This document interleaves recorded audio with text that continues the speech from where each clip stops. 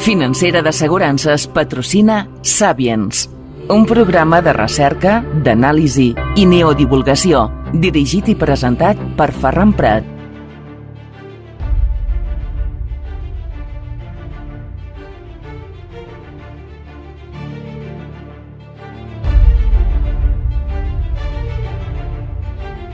Salutacions, saludos, bienvenidos, welcome al Sapiens. Les habla su amigo Ferran Prat. Y hoy en este programa de Radio Valira, de Cadena Pirenaica, de radio y televisión, vamos a tratar algo que nos va a impulsar a... Bueno, ya veréis dónde nos impulsará. Porque claro, si existen naves extraterrestres con una tecnología avanzada, ¿van por arte de magia o tienen algún sistema de propulsión? Pues para hablar de ello y otras cuestiones saludamos al investigador, también ufólogo, especialista, Jürgen Valls. Lo saludamos. Jürgen, bienvenido a Sapiens. Bon dia i moltes gràcies per aquesta nova vegada de parlar amb vosaltres. Muchísimas gracias, muchas gracias, Jürgen. Bueno, el otro día nos quedamos a las puertas, a la frontera de nueva información que nos aportas y que es impactante, porque, lo decía hace un momento, de existir aeronaves de otras civilizaciones, por arte de magia no se propulsan. Necesitan carburante, un comburente o una tecnología que hasta ahora podríamos decir que es exótica, ¿no? ¿Qué nos podrías explicar, Jürgen? Bueno, en la última ocasión estuvimos hablando acerca de tipos de seres, estuvimos hablando de esa parte para mí muy interesante, que es el aspecto de las razas que están llegando hasta nosotros. Otra cosa sería especular acerca de dónde vienen, cuál es el origen de estas tripulaciones, y creo que existe una pantalla de irrealidad en esta cuestión. Este año para mí se cumplen 35 años de estudio de esta realidad, porque es un hecho social. Como me acuerdo que hablé con muchas personas famosas en los años, principios de los 90, donde yo empecé mi programa en las radiofísicas, insisto, años 92, 93, 94, ahí fue cuando yo empecé en la radio, y llevaba ya como 3 o 4 años de estudio de libros, de ufología, todo esto. Lo que pasa es que yo, cuando empecé a estudiar este tema, era una ansia, un apetito tan desaforado, es verdad que llevaba solo 3 o 4 años cuando empecé en la radio, pero claro, es que yo me leía del orden de 3 a 4 libros al mes. Es una cosa desaforada. Entonces, claro, en muy poco tiempo llegué a leer muchos libros y ya en 3 o 4 años sabía bastante de ufología. Claro, mucha gente me dice, pero bueno, ¿qué se sabe de la ufología? Pues hombre, de la ufología hay mucha casuística.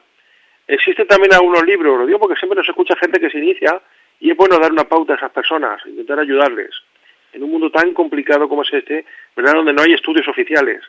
Uno tiene que dosificarse y buscarse la información por su cuenta, como yo hice hace 35 años. Hay también libros de lo que se llama filosofía de la ufología, que esa es la parcela donde yo me encuentro ahora.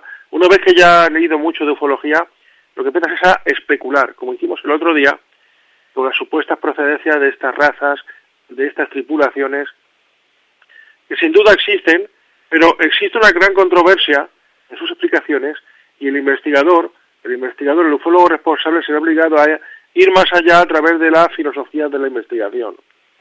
Y luego existe, pues, la hipotetización. Uno empieza a hipotetizar a través de lo que sabe. Hoy hablaremos un poco de hipótesis, de esos tipos de naves, cómo han ido cambiando, como cuántos modelos puede haber, por lo que se conoce la casuística, y cómo se impulsan, cómo vienen, cómo viajan. También otra cosa es la navegación. Y en esto yo me baso en mis conocimientos de marino titulado, hace 24 años, por Marina Mercante, y si ya es difícil, y os puedo asegurar, la navegación en 2 dimensiones, en los mares o por los cielos, no te cuento la navegación entre astros, que lógicamente al moverse los planetas, al irse moviendo los sistemas estelares, el punto de salida y el punto de llegada no es fijo, y también plantea una serie de inconvenientes.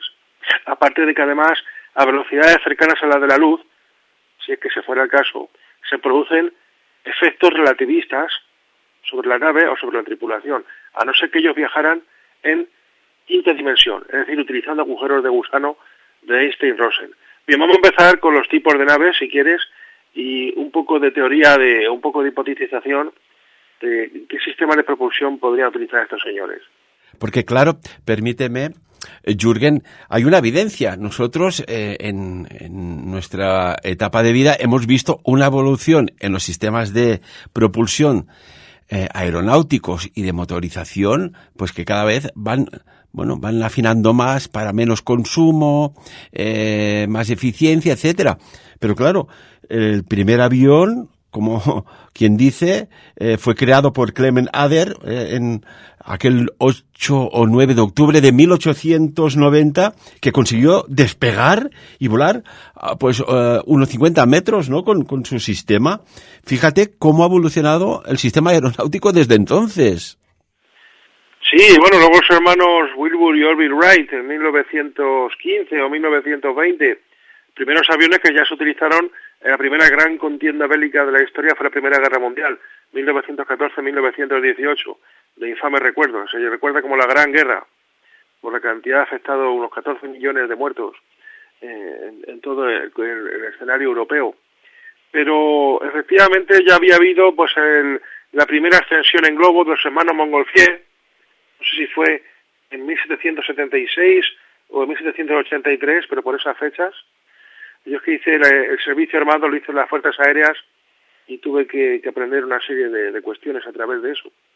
Pero efectivamente el mayor problema que tenemos, para que la gente entienda un poco la dificultad de poner una máquina de estas en movimiento, y luego hablaremos además de la gran diferencia que hay a nivel aeronáutico y constructivo entre una aeronave humana que está proyectada para elevarse en el aire por medio de unas alas, y estos aparatos extraños que vengan de donde vengan, para empezar no tienen alas, lo cual a las personas que tenemos algún conocimiento de aeronáutica y de navegación, insisto, con mis estudios durante años de náutica, nos plantea el reto de decir, bueno, ¿cómo se mueven estos señores?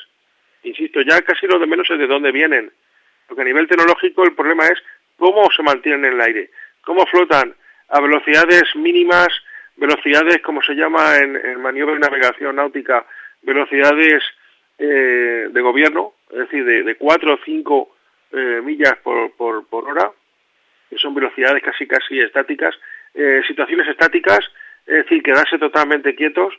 Esto no hay, bueno, sí, a ver, los aviones VTOL, Vertical Takeoff and Landing, las armadas, como el Harrier, por ejemplo, que inicialmente parte de la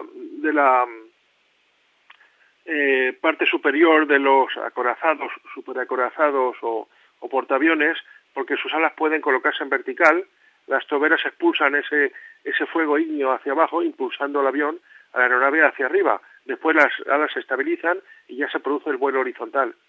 Pero esto es muy poco habitual, y recordar a nuestros oyentes que las aeronaves, como los vehículos humanos, se desplazan todavía hoy por hoy, a excepción de que haya algo en las fuerzas aéreas vanguardistas de algún país que ya utilice otros sistemas que no sean basados en el combustible fósil, un combustible, efectivamente un comburente que se quema, y este produce una impulsión hacia abajo, elevando la aeronave o el aparato hacia arriba, o en el caso de los vehículos de ruedas, haciéndolo mover hacia adelante o hacia atrás. Bien, primeramente hablar un poco a nuestros oyentes de cuáles son los tipos de vuelo. Primeramente tenemos el vuelo batiendo unas alas. Hay 3 formas de volar o de propulsarse. La primera es batiendo las alas, o con un helicóptero, que no es más que una ala rotatoria. La segunda es la propulsión a reacción, un circuito cerrado, en este caso, claro, un circuito abierto, porque se propulsa un combustible con un quemador normalmente gaseoso, en este caso el de la aviación civil y militar, el P-8, el JP-8, y después tenemos la impulsión o el vuelo aspirando el aire que hay encima o delante. Hace ya muchísimos años, el astrofísico francés Jean-Pierre Petit, del CNRS francés, un hombre que aún vive, explicaba en qué consiste esta forma de vuelo. La forma de vuelo oruga o forma de vuelo MHD, magneto-hidrodinámica. El magneto-hidrodinamismo, que es una forma de impulsión conocida, por la física moderna, pero que aún es muy complicada y solo se encuentra, que sepamos, en fases secundarias o de apoyo a combustibles comburentes. El magnetohidrodinamismo es la forma de desplazarse dentro de un fluido, ejerciendo acción sobre dicho fluido con fuerzas electromagnéticas. Estas aspiraciones pueden ser tremendamente potentes, de tal manera que el vehículo movido por MHD llega a crear el vacío en el sentido de avance. Y como tenemos la presión atmosférica detrás, empujando la aeronave, se pueden conseguir velocidades del orden de 15.000 kilómetros por hora en aire denso. Un vehículo impulsado por MHD lo que hace es que, basándose en las fuerzas de Lorentz, crea unas succiones de aire terribles. Se crean también en ese motor unas temperaturas altísimas, de 10-15.000 grados. El aire es absorbido violentamente hacia dentro del aparato por unas toberas y después expulsado en la dirección deseada. Son terribles estas aspiraciones. Y un vehículo movido así, veríamos que además tendría brillos en torno a él, porque se crean fuentes magnéticas para aspiración también de ese aire, y lo lanza después violentamente por otros conductos en la dirección deseada, en este caso la dirección de impulsión. Pero como es constante, e insisto, el vehículo llega a crear el vacío delante de él, las aspiraciones son violentísimas. Ahora, el problema es qué efectos hay a nivel gravitatorio sobre los tripulantes, y es que las personas se quedarían prácticamente pegadas en el asiento de pilotaje.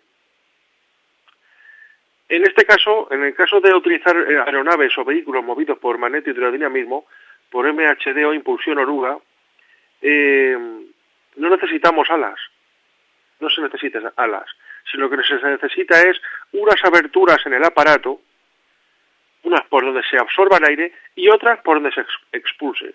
Esa expulsión de aire terrible, tremenda, violenta, es la que posibilita la dirección en vuelo, con lo cual esas aberturas deberían ser maniobrables desde dentro del aparato por los pilotos.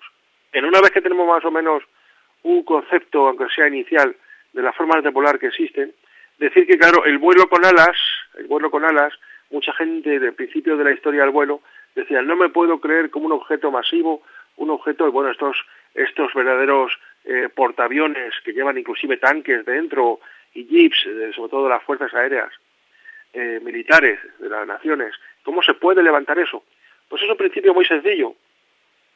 Tenemos un objeto masivo que tiene que vencer la fuerza de la gravedad. Y la fuerza de la gravedad también es una cuestión de densidad. Nuestros amigos recordarán, pues, casi todos los que estamos vivos, hemos estado alguna vez en una playa, nos hemos bañado en el mar, y la gente dice, caray, bañarse es como nadar. Pues yo puedo remontarme de estar pisando el fondo de la arena del mar, y de repente me pongo horizontal y me pongo a nadar con mis brazos, y logro nadar sobre el suelo. Claro, pero esto es una cuestión de densidad.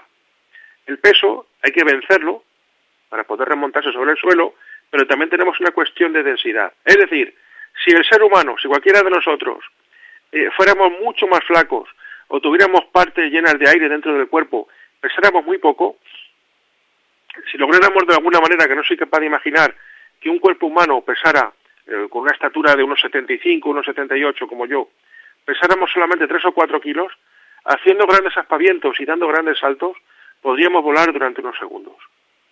Igual que le pasa a los pájaros.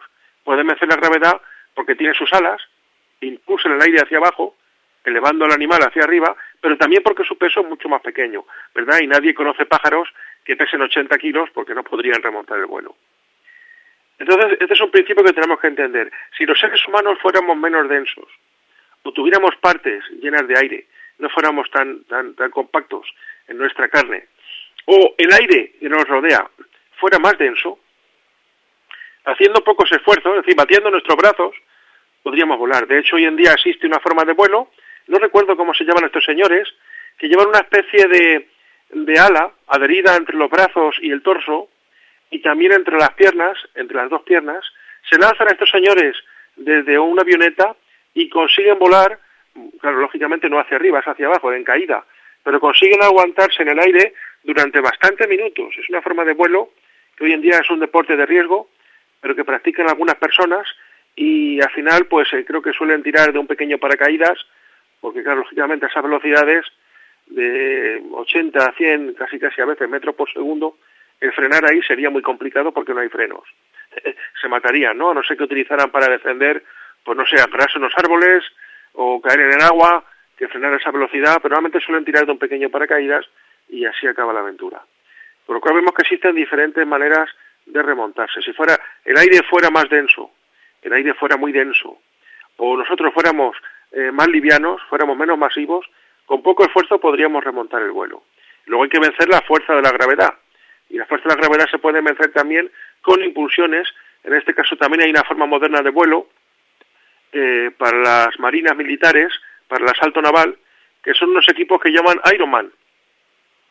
Y es una mochila y unos aparatos que se agarran al brazo y a las piernas, que emiten por unas pequeñas toberas una tremenda cantidad de viento direccionado, se puede direccionar, y estos señores pueden ir de un barco a otro para hacer asaltos anfibios, etcétera.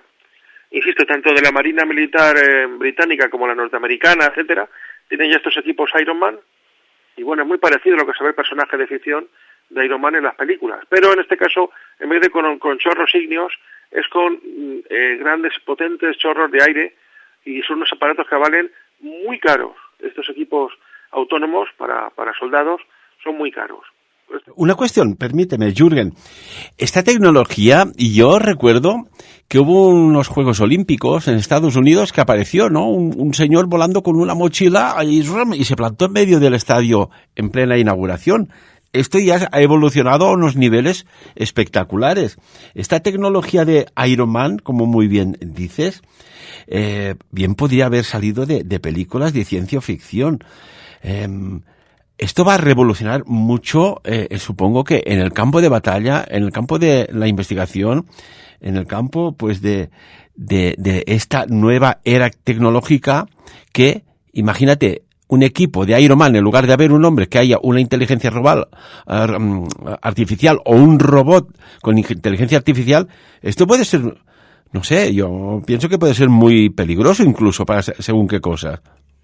Bueno, claro, efectivamente los avances tecnológicos no son ajenos a ciertos grados de ilegalidad o ciertos grados de situaciones en las cuales se puede hacer algún mal, pero lógicamente, y esto pues los grandes grupos que se dedican a hacer el mal a nivel mundial no son ajenos a ello, inclusive desde fines militares de invasión de otra nación, etcétera. Y yo he visto inclusive prototipos, no sé si estarán en funcionamiento, que se parece, es lo más parecido a un dron. Vosotros sabéis que un dron, para situarse en el aire, necesita 4 hélices protegidas por una especie de aros, y cada uno en un extremo, dos en proa, por así decirlo, comparándolo con una aeronave, 2 en proa y 2 en popa, uno del lado de babor y otro lado de estribor, adelante en proa, y 2 estribor y en babor en popa, consiguen mantener un vuelo estabilizado. Inclusive ya se habla de pequeños coches, insisto, para personas que no pesen mucho, un señor que esté muy gordo, como es el caso mío, que estoy en los 134 kilos, pues me pasa a mí que va a necesitar un milagro para poder levantarse, ¿no? Aparte del dron. Pero ya hay coches planeados para viajar por los aires, como nos recordaba la famosa película Blade Runner de 1983, que bueno, estos siempre han sido grandes sueños de la aeronáutica, y es posible que lo lleguemos a ver, la mayoría de los que estamos vivos, es posible que lleguemos a ver estos coches, que serían complicados para llevarlos, porque requerirías una licencia del Ministerio de, bueno, no sé, de la Dirección de Tráfico de los diferentes países, el Ministerio del Interior, me imagino, o de la Dirección General de Transportes, pero además haría falta una licencia de aviación civil, por lo cual estos coches llevarlos, yo no sé, pero creo que requerirían como 2 cursos. Lo veo complicado, y aparte de lo caros que serían. Pero yo he visto prototipos, he visto fotos, o sea, no dibujos, fotografías, de un señor con un equipo de desplazamiento aéreo, con fines militares, en este caso. Luego después se suele utilizar también para aviación deportiva y cosas así, pero inicialmente con fines militares, donde es un señor que lleva un backpack, una mochila, de la que parten 2 segmentos, uno hacia la derecha y otro hacia la izquierda, con 2 aros, donde dentro hay una potente hélice, y esto ya existió en un personaje de ficción y en un cómic de 1977, de la compañía de cómic Marvel, que se llamaba Los Micronautas, Micronauts, que eran unos personajes que venían de otro universo y que al llegar a la Tierra pues gozaban de una tecnología, entre otras, de este equipo de vuelo, que era exactamente lo que yo he visto en estos prototipos militares.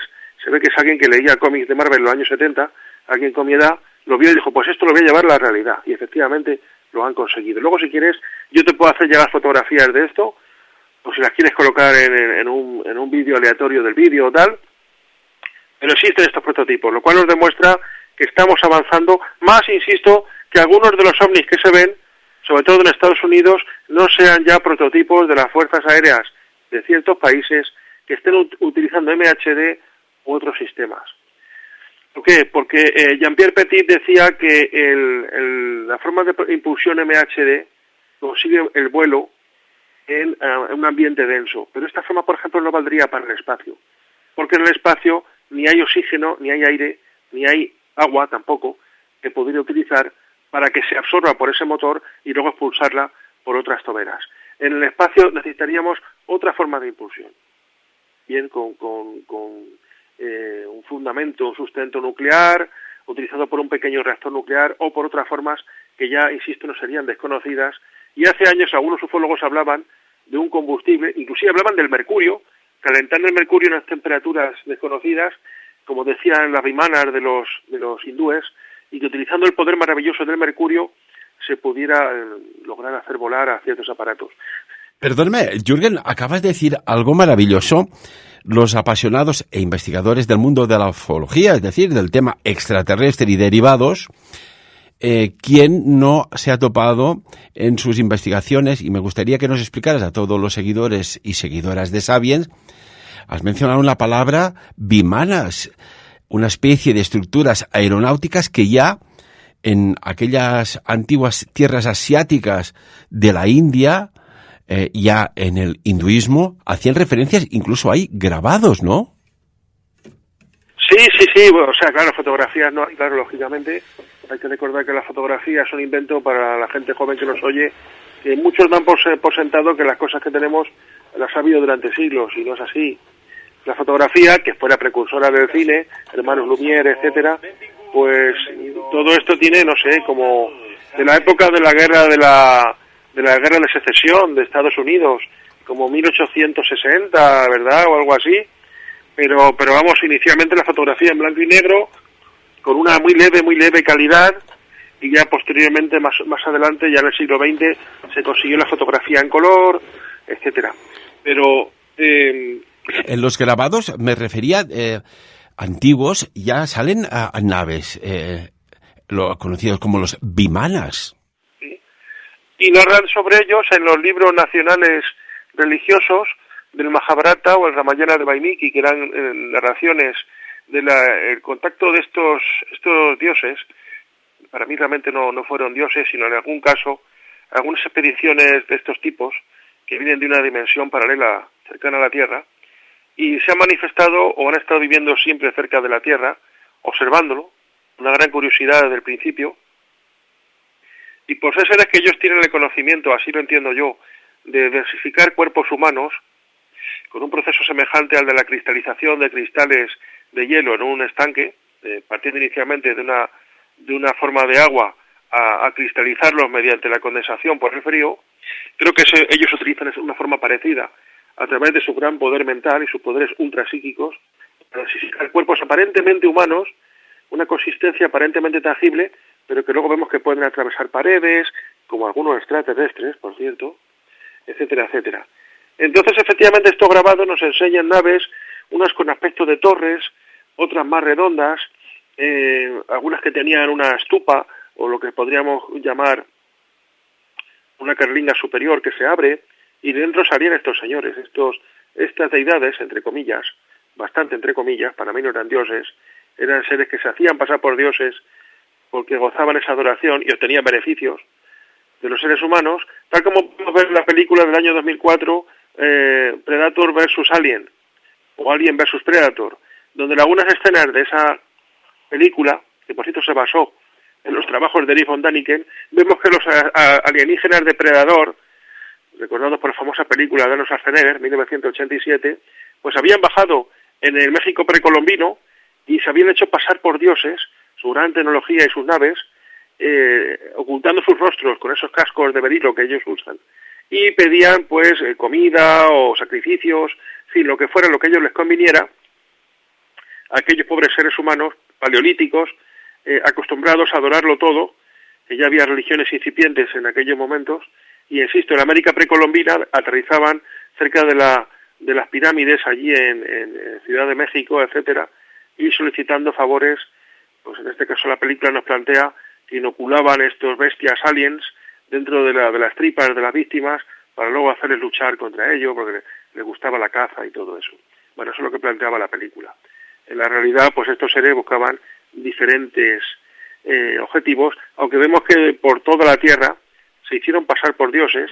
En Egipto se hicieron pasar por dioses Sem-Suhor, en Sumeria por supuestos dioses Nibiru, Anunnaki, etcétera, y en otros países pues los dioses del cielo, en la India pues Indra, en fin, Hanuman, quien fuera, ¿no? Estas naves eran muy extrañas y algunas eran muy grandes. Nos dice el Mahabharata que tenían el tamaño hasta de pequeñas ciudades, y dice que eran impulsadas por el poder maravilloso del mercurio, y no revelando en aquellos textos antiguos, algunos sánscritos, no revelando la forma en la que estos motores funcionan, dice, porque de saberlo los hombres lo imitarían, creando un gran mal en la humanidad, creando un gran mal en el mundo. De manera que ocultaron cómo se mueven, pero sí nos revelaron que era a través del poder maravilloso, dicen los textos del mercurio. Ha habido científicos, hay que decir, y ingenieros que han intentado entender cómo se podría mover un objeto masivo con el mercurio, calentándolo, propulsándolo, condensándolo, pero de verdad hasta la fecha no se ha llegado a saber cómo sería esto posible. Impresionante. La verdad es que es alucinante. Me haces pensar también, cuando hablas de sistemas de impulsión, bueno, hay una fuerza que es la que nos rige cada día, que nos levantamos y nos vamos a dormir 24 horas, 7 días a la semana, que es la fuerza de la gravedad. ¿Tú crees que, y aquí recordando a un hombre que parecía que estaba con un pie en el mundo del más allá, tecnológicamente hablando, y otro en la Tierra, como era Nikola Tesla, que descubriera algún tipo de mecanismo, o él decía que accedía a una información que le llegaba. No me cabe duda que él era un experto practicante de los viajes astrales, y que allí se le daba una información, y que bien pudiera ser que dentro de esa física y de la aerodinámica exótica por aquellos tiempos, y a día de hoy también, conociera pues algún sistema de propulsión basado en la antigravedad. ¿Qué opinas sobre ello? La gravedad se puede entender como una polaridad. Si uno coge un magneto, es decir, uno coge un imán y lo partes por la mitad, o tienes dos magnetos iguales, te das cuenta que los magnetos tienen dos polos, uno positivo y uno negativo. Si chocas un positivo contra el negativo, estos se atraen y los magnetos quedan pegados.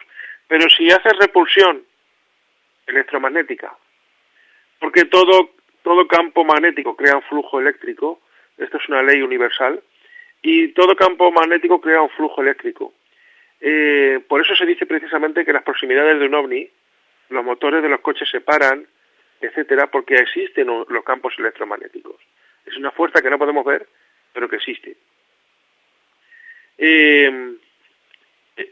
Si queremos entender la gravedad como una polaridad, podríamos ver que si lográramos crear una gravedad, un campo gravitatorio, por el aparato volador donde nosotros estamos, podríamos rechazar o hacer una repulsión del campo gravitatorio de la propia Tierra.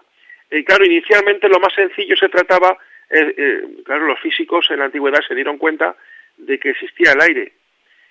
Ya hubo un gran pensador griego, no sé si fuera Atóstenes, creo que fuera Atóstenes, el que descubrió que el aire existía, que estaba formado por partículas, por moléculas increíblemente sublimes, pero que inclusive creó una bola llena de agua en la que se producía un calentamiento y un gas.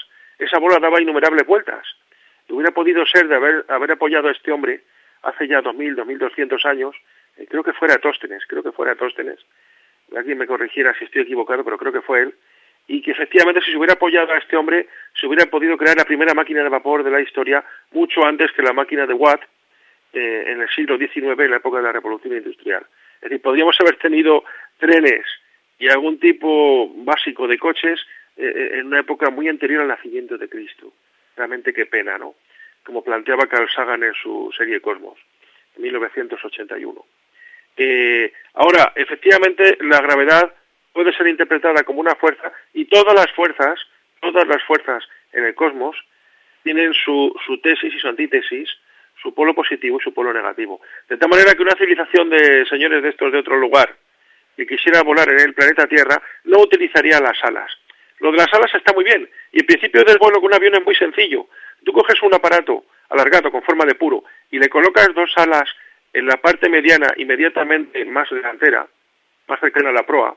En la proa colocas una hélice, que la hélice lo que hace es mandar aire hacia la parte de la popa, hacia la parte trasera, y no ya porque las alas tengan la forma plana, sino porque las alas tienen una forma plana que puede dirigir ese aire, hacerlo mantenerse en el aire, y además existe una cosa que se llama flaps, que se pueden direccionar hacia arriba y hacia abajo, y cuando tú estos flaps los colocas hacia abajo, la hélice que envía aire hacia atrás, hacia la parte trasera del avión, lo que está haciendo es dirigir ese aire violentamente hacia atrás, y la forma de las alas lo que obliga al aparato es a remontarse. Al enviar aire hacia atrás y hacia abajo, el aparato por fuerzas físicas lo estás enviando hacia adelante y hacia arriba. Es lo que se llama un par de fuerzas. Por eso el avión se remonta. No porque tenga alas, sino por la forma también de los flaps que dirige el aire hacia abajo. Si tú diriges con fuerza el aire hacia abajo y tienes dos alas horizontales, tú proyectas esa aeronave hacia adelante y hacia arriba, con la misma fuerza. Bien. ¿Me recuerdas también a los flaps, aparte de los aviones, de los barcos que tienen flaps, y según cómo los mueves, o incluso el timón, giras hacia un lado, hacia otro, y dices, ¿cómo puede ser, no? Que una simple fuerza viniente, girando un flap, te da un movimiento giratorio espectacular. Claro, porque existe esa impulsión, y la impulsión lo que hace en un barco, tú colocas un motor, o mueves con mucha fuerza unas palas de unos marineros que están adentro. Lógicamente, si tú impulsas el agua hacia atrás, por lógica, el objeto en el que te encuentras es impulsado hacia adelante. Es un par de fuerzas. Si tú le pegas una bofetada a un hombre, tu mano es impulsada hacia adelante, pero el hombre cae hacia su parte trasera, cae hacia atrás. Es un par de fuerzas. Y esto de física es más básico que el mecanismo de un mechero. Pero la gente debe entender que estos sencillos mecanismos, por mucho que pese ese avión, si ese avión tiene dos alas, y esas alas tienen unos flaps, y un timón en cola, porque el timón en cola también es necesario, porque si no el avión podría subir hacia arriba y hacia abajo, pero nunca podría girar a babor o a estribor. Necesita un timón en cola, por el mismo principio que lo necesita un barco. Me acuerdo cuando yo estudiaba náutica, hace 24 o 25 años, y el capitán mercante o el oficial de primera que nos formaba, nos decía, es curioso, pero tú, para caer a estribor, tienes que mover el timón a babor. Estas cosas son así, y la gente debe entenderlo. Por tanto, no es como el volante de un coche. Tú en el volante de un coche, y casi todos sabemos conducir aquí, giras el volante a la derecha y el vehículo va hacia la derecha. Pero en navegación es al revés. Tú metes la pala, o el azafrán también llamado, metes la pala a babor y el buque cae a estribor, cae a la derecha. Estas cosas hay que entenderlas, porque depende de la direccionalidad del timón. Allá cae, como se llama caer, girar en el mundo de la conducción civil, el vehículo hacia un lado o hacia otro. Bueno, una vez que ya hemos visto más o menos cómo se pueden mover los vehículos, la dificultad de superar las barreras de la atracción de la Tierra, y utilizando la densidad del aire o del agua si es una aeronave o un buque naval, tenemos que intentar estudiar qué formas son las que hemos detectado en esas naves extrañas que nos visitan. Bueno, inicialmente los primeros ovnis que se detectaron eran ovnis muy planos, eran naves muy planas, con lo que podría parecer una carlinga superior, que bien pudiera levantarse, o abrirse una escotilla por donde ingresar estas tripulaciones, y eran vehículos muy planos, muy achatados, por supuesto, lógicamente, con un aspecto metálico, El metal, ¿por qué el metal? Bueno, pues podríamos construir un ovni de madera, o de plástico, o de fibra de vidrio, pero el problema es que también tenemos que conocer, como navegantes aficionados, en este programa de hoy aprenderemos un poco más de cómo vuelan estos tipos, que materiales muy comburentes, como, claro, lógicamente la madera, la fibra de vidrio o el cartón, ¿verdad? Pues podría permitir volar. Los primeros aviones de los hermanos Wright estaban hechos con madera, eran constructores de bicicletas, los hermanos Wright. Primeros aviones de la historia que volaron, insisto, 1910, 1915, primer vuelo de los hermanos Wright eran constructores de bicicletas, estos señores. No había aeronáuticos, no existía aeronáutica en la historia. Y bueno, pues con dos alas paralelas, como el avión, por ejemplo, el avión del barón Manfred von Richthofen, el Barón Rojo, que tenían dos alas, ¿verdad? Una superior y otra inferior. Y un asiento que parecía realmente el asiento de un coche, con su pequeño receptáculo para el vuelo y su timón en popa, realmente estaban hechos con tela, estaban hechos con tela las alas. O sea, efectivamente vemos las películas que te pegaban unos tiros y se abrían las alas porque estaban hechas de tela. No sé si era seda o qué material era.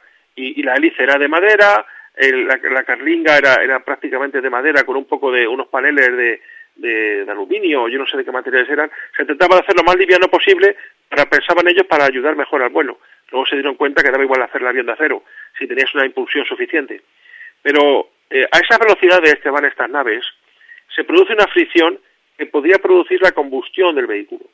El avión, cuando aterriza, realmente, aparte de estar cargado de energía electrostática, y yo cuando serví en aviación, me dijeron que cuando el avión aterriza, toma tierra, tiene que descargar esa energía electrostática, la tiene que descargar a tierra, en unos lugares especiales que hay, porque si tocas el avión te puede dar una llampada que te puede mandar a 2 metros.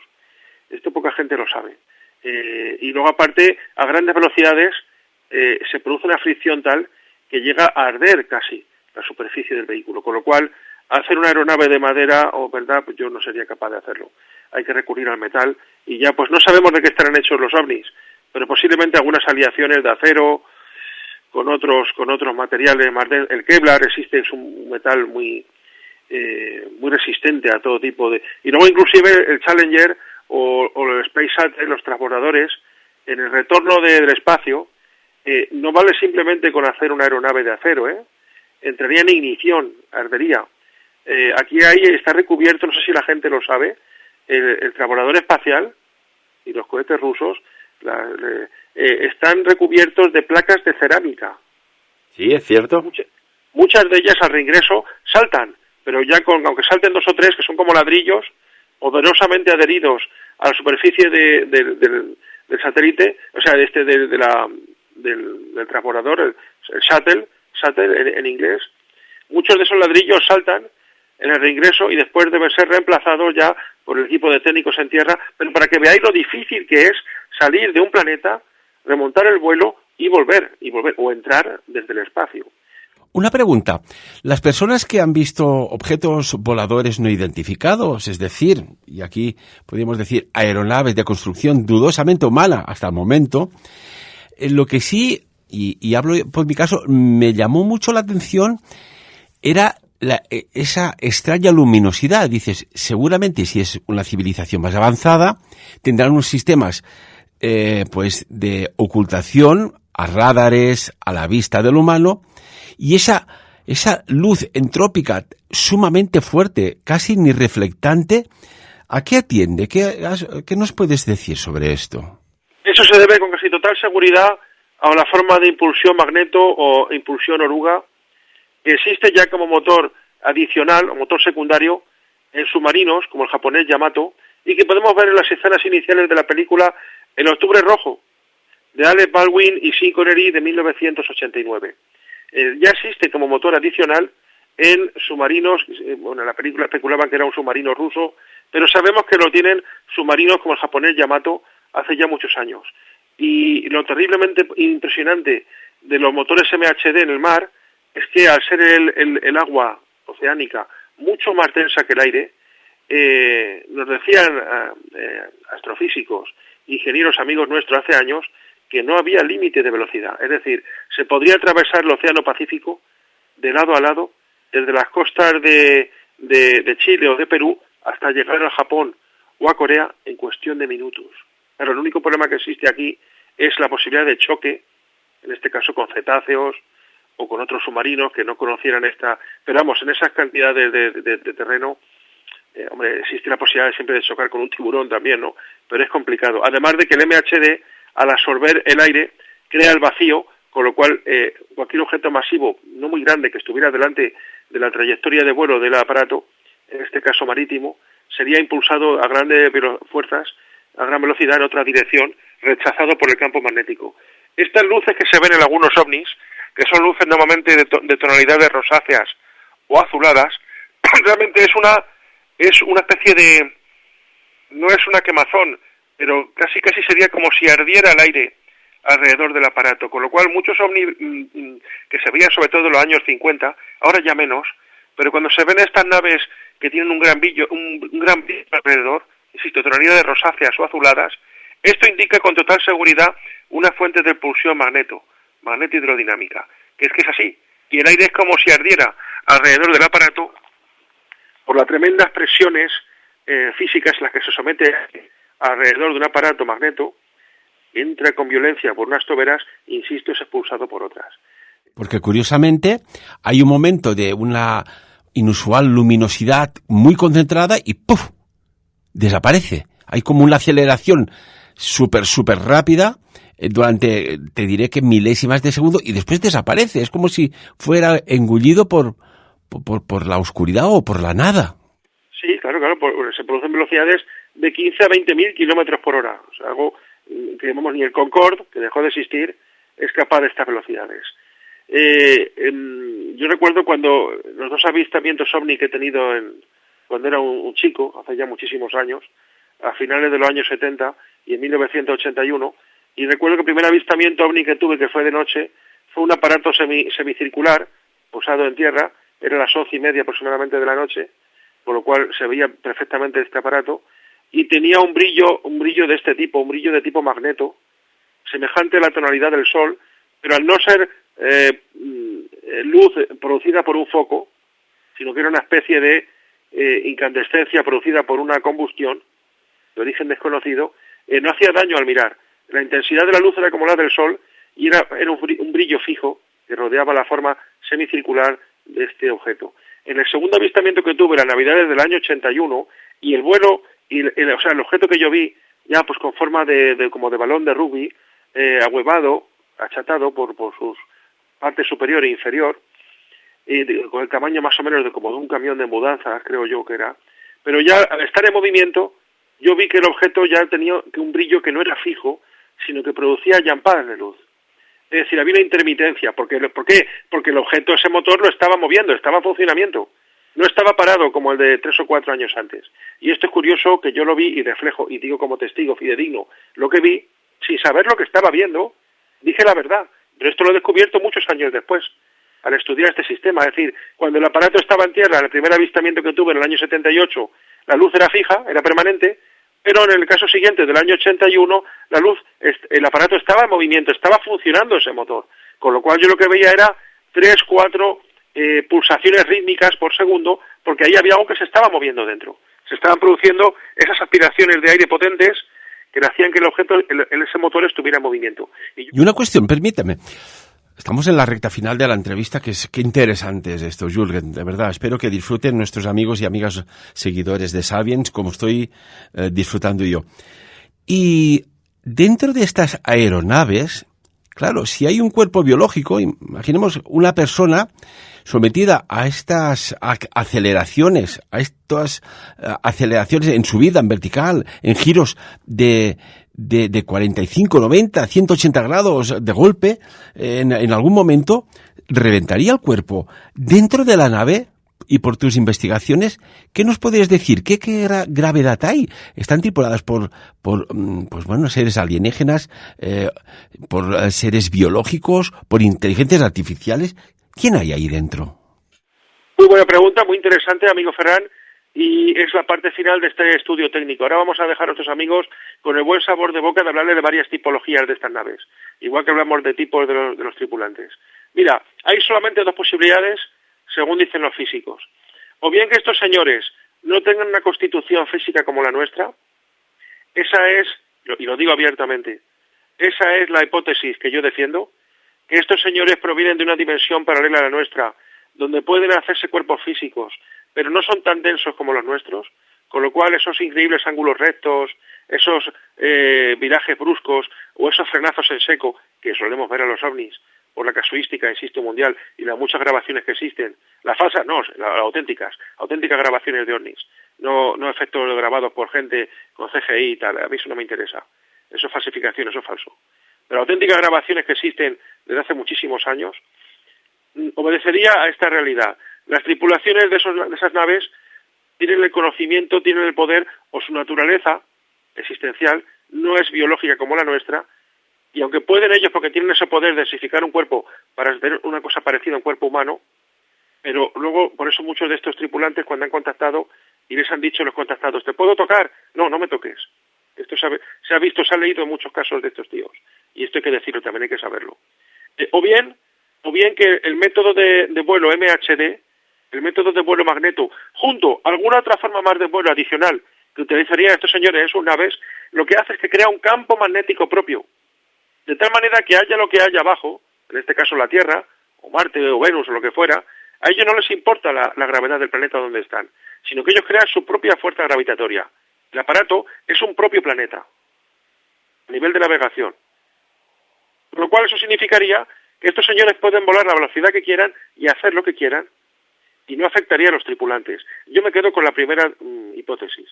Y ahora vamos a hablar de algunos tipos de naves que van a ayudar a tus amigos a ver el gran poder de la tecnología de estos seres. Cuéntanos. Bueno, hablamos ya de las naves con domo superior, muy planas, muy chatitas, que serían, por así decirlo, vehículos monoplaza, o quizá ahí dentro, como la nave de Adamski, que tenía una gran torreta central, posiblemente a lo mejor 2 o 3 pisos. El piso inferior sería el destinado a los motores y a la impulsión, a la navegación de a bordo. En la parte superior estarían los controles, y en la parte intermedia dice que había unas camaretas para dormir estos señores en esos viajes, desde Ganimedes o Marte o donde fuera, o desde la dimensión continuamente paralela a la nuestra, y que les tomaría horas o días. Bueno, ahí podrían descansar estos tipos, porque al fin y al cabo son seres vivos, no son máquinas, no son robots, no son cyborgs. Ese sería un tipo de nave, nuevamente para volar en el ambiente planetario y hacer incursiones en nuestro planeta para los fines que ellos sepan. Pero luego se han encontrado las naves que a mí me gustan, que son las naves que llamamos naves madre, motherships. En este caso, fíjate, muy curioso, que la fisiología de estas naves variaba violentamente, y nos encontramos con esos cigarros puros que tenían un tamaño a veces entre 100 y 300 metros, y se han llegado a ver esos cigarros puros, que entendemos que son naves de contención, de naves pequeñas, y donde habría grandes tripulaciones, el equivalente a un superacorazado, un portaaviones de la Marina norteamericana o rusa o británica, donde podrían a lo mejor viajar 1.000, 2.000, 3.000 personas de dotación, y que se han llegado a ver estos cigarros puros, que son totalmente alargados, con formas suavizadas en proa, en popa, siempre sin alas, siempre sin ningún tipo de obstáculo que podríamos entender que era una fuente de impulsión de motores por quema de combustible, de comburente, etcétera, siempre utilizando esas fórmulas MHD, magnetohidrodinámicas, y hasta se han llegado a ver estos puros de hasta casi 1 kilómetro de envergadura. Increíble, alucinante, impresionante. En los años 90 se empezaron a ver naves con una forma triangular. Hace un rato estaba viendo un vídeo grabado sobre el Kremlin, hace ya unos años, en la Unión Soviética, y tenía la forma no de un triángulo, sino de una pirámide. Una pirámide, con 5 caras, 4 en la parte superior hacia la arista y una base. Impresionante, y de grandes dimensiones. Es muy normal también en el fenómeno OVNI, los ovnis completamente redondos, o casi completamente redondos, a lo mejor un poco achatados por la parte superior e inferior. Hay naves que también que se camuflan tomando el aspecto de una estrella. Tienen el aspecto de una estrella, con grandes aristas, grandes brillos. Una cuestión, Jürgen. Se sabe que existe un proyecto negro, el Black Project, que es un proyecto de defensa militar. Si lo conocemos no será tan secreto, pero bueno, en principio es secreto, incluso no reconocido por el gobierno norteamericano, en lo cual, bueno, disponen de aviones en este proyecto negro de propulsión alucinante, ¿no? Estaríamos hablando de que quizás sí que ya existe un sistema, como por ejemplo, en un artículo, si no recuerdo mal, que salía en una revista, la Chinese Aviation Weekly, que afirmaba que el bombardero nuclear, el B-2 secreto, está hecho usando una tecnología de propulsión, es decir, estaríamos hablando de un sistema de propulsión electrogravedad. O sea que seguramente que algo existe ya. Y quizás lo que a veces decimos, mira, he visto un ovni, no deje de ser algún ingenio nuclear, de propulsión nuclear, o no, o por ejemplo como electrogravedad, que nos haga confundir. ¿Qué opinas? Pues totalmente. Yo estoy seguro ya que los norteamericanos, los rusos, los británicos, inclusive algunas otras potencias, porque la India hay que recordar que es un país pobre, pero la India tiene arsenal de armamento nuclear. Entonces yo estoy seguro que por lo menos los norteamericanos y los rusos, estoy totalmente convencido, conocen ya la forma de vuelo magneto, conocen y usan el motor oruga, lo tienen los japoneses, no lo van a tener los americanos o los rusos.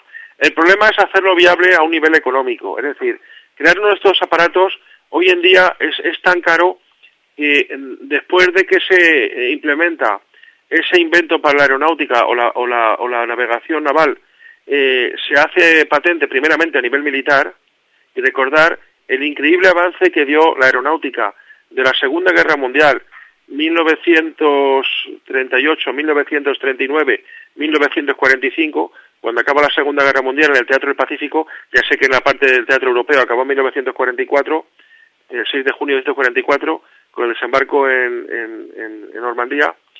Pero en la Primera Guerra Mundial, 1914-1918, insisto, el barón Manfred von Richthofen, el Barón Rojo, con su famoso avión magnífico, maravilloso, que era una patata que se movía, porque era una patata que se movía, a los aviones ya impulsados por vuelo a reacción, no por alas, de los alemanes, y que cuando llegaron allí los americanos se encontraron con esos prototipos de avión a reacción, primeros aviones a reacción del mundo, origen alemán, que después se copiaron, y no nos olvidemos de la fuga de cerebros, como el señor Oppenheimer y otros compañeros de él, que fueron llevados a Estados Unidos, otros se fueron a la Unión Soviética, por cierto, y se consiguió el vuelo a la Luna en 1969, gracias a ingeniería y a cerebros alemanes. Pero esa tecnología es muy cara de momento para que después la pueda imitar la aviación civil, y tiene que ser económicamente sostenible. Es decir, no se puede construir aviones que valgan 15.000 millones de dólares, ¿verdad? Porque eso, ¿cuándo se amortizaría a nivel económico? Pero estoy convencido de que las potencias militares, sobre todo de Estados Unidos y de Rusia, estoy convencido de que tienen objetos magnetohidrodinámicos, tienen objetos que se mueven por la forma de impulsión magneto, posiblemente hace más de 30 años que se tienen esos aparatos, con lo cual muchos ovnis que se han visto sobre Estados Unidos y la Unión Soviética, inclusive sobre Europa, estoy convencido que son ovnis terrestres, totalmente de acuerdo. De hecho, si hay alguna fotografía en la cual se han visto estructuras, pues podríamos decir triangulares, con unos puntos de luz en cada arista, muy curioso, que, bueno, nos podrían hacer pensar que aquel proyecto que había sobre la mesa ya es una realidad, y me refiero a un supuesto avión espía subsónico, con una tecnología pues prácticamente de invisibilidad o de baja detectabilidad, como es el TR-3 Manta. No, ¿cómo era? El TR-3 Black Manta, el TR-3B, conocido así de forma coloquial, de que, hay un avión que va para aquí y para allá, y se vio sobre los cielos de alguna ciudad, como por ejemplo, no hace mucho, en París. Esto es curioso, ¿verdad? Claro. Sí, en 1990 se produjo la llamada oleada belga en la ufología, que creemos que fue, y estamos ya casi convencidos, muchos gendarmes franceses, gente de la Sûreté, etcétera, y que estaban convencidos, inclusive algunos testigos como el teniente coronel Amon de las fuerzas del ejército de tierra belga, y estaba convencido de haber visto un ovni, y realmente fueron los primeros experimentos sobre Europa del avión, además antirradar norteamericano F-117 Steel Fighter, con tecnología Steel, o sea, tecnología ladrón, tecnología de visibilidad, por absorción de las ondas de radar, y en el avión que debutó en la guerra del Golfo, que era totalmente triangular. O sea, un avión movido por fuerzas convencionales, por quema de combustible JP8, etcétera, pero con una tecnología de absorción de radar. Y no nos hemos dedicado hoy a hablar del radar, pero es muy curioso que siempre se habla... Bueno, te propongo, ya que estamos fuera de tiempo casi, en estos 20 segundos, tiempo para despedirnos, Jürgen Balch, de que en el próximo programa hablemos de esto, del radar y las tecnologías alienígenas, por ejemplo. Hubiera sido muy sencillo. Hay solamente 3 formas en las que un radar puede afectar o actuar sobre una aeronave. La primera es rebotando la señal radar y devolviéndola a origen, con lo cual se produce un ecorradar, que se llama. La segunda es que las señales radar atraviesan el objeto, el avión tiene tecnología Steel, y entonces se produce un vacío. No vemos el objeto, por eso había incluso películas, Encuentra la tercera fase, que dice, el avión está viendo el objeto, pero no tenemos señal radar. Claro, está absorbiendo esa señal, o la hace circular alrededor de él, con lo cual se produce un vacío. Y la otra es lo que se llama un agujero radar. Un agujero radar es que la señal ni rebota, ni es absorbida por el aparato, simplemente es como si se desvaneciera. Esta es la tecnología que poseen algunas de esas naves, y que nos hace pensar que tienen un poder que se mueve más hacia lo mágico y hacia lo tecnológico. Increíble. Jürgen Balch, como siempre, muchísimas gracias, y esperamos en el próximo programa que nos amplíes más información sobre esta más que ya real presencia de aeronaves de otros mundos, ¿te parece? Así es. Y amigos y amigas, ¿existen proyectos negros aeronáuticos ocultos?